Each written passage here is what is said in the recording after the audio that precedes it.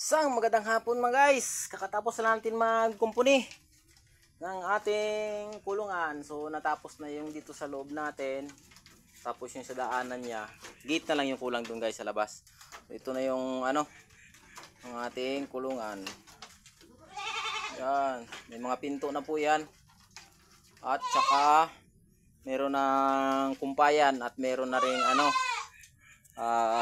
tag nito. Ayan si Cap. Meron na ring salt lick. Ayan Himalayan salt. Ayan, padila-dilaan sa kanila. Ito buntis po yan. Ito si Cap. Yan yung niya. Naayos natin yung hindi na yan magalusot yung dyan. Yung kanilang pakain. Kasi maliliit na yan. Yan. Maliliit na yan oh. Ayan. Inayos natin yan. Ito maliit pa rin to. Yan lulusot. So yun yung ang pinto natin. Ito may isa dito. Ito yung dati natin. Ito. Naubusan ako ng pako. Bumili ako kanina pero naubos pa rin. Kasi dun sa labas guys. Nag-aayos tayo. So ito lalagyan ko pa ng ipit. Para hindi mga baklas na ganyan. Ito kinumpuni na natin. Maliit na yan. Ito maliit na yan. So ayan may siya, rakis. Ito sa mga barakitok. Yan. So ayos na yun sa guys. Ito yung mga barakitok. Nilabas ko muna kasi wala namang nakahalo na dito.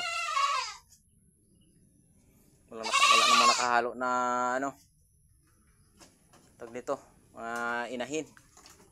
Kasi nandun sa labas nagkakain. So yan. Ayos na guys. Kung na lang, siguro magdadagdag tayo ulit ng trapal. Tataas natin dito kasi pag umuulan, pasok dito. Yan. Ayan. So, ayos na yung loob. Yan. Solar natin. Yan. So, ayos na yan. Yan. Oh, kulit. Mga ilang buwan pa. Ano na natin yan. I-dispose na natin yung mga barakitok na yan. Tapos ito. Pinalagyan na natin ganyan. Harang. Yun, daanan nila pababa. Tapos palabas dito. Yan, pag ganun. Yun na po yung exit nila, entrance exit. Ito naman po, gagawin ko ng pinto para kung sakaling ilabas lang natin sila dito or dito lang natin pag mataba na tong damo, malago na, dito natin sila bitawan. So yan, kaya nilagyan natin ng isang pinto diyan, lagyan ng pinto tsaka doon. So yan. Matatapos na yung dating pinto natin, isasara na natin yan. Tapos yung ating tarpaulin, pag lalagyan natin ng atip to, na yan guys, aayusin na natin.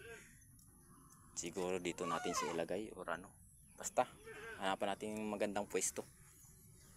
O yun, okay na yun siya.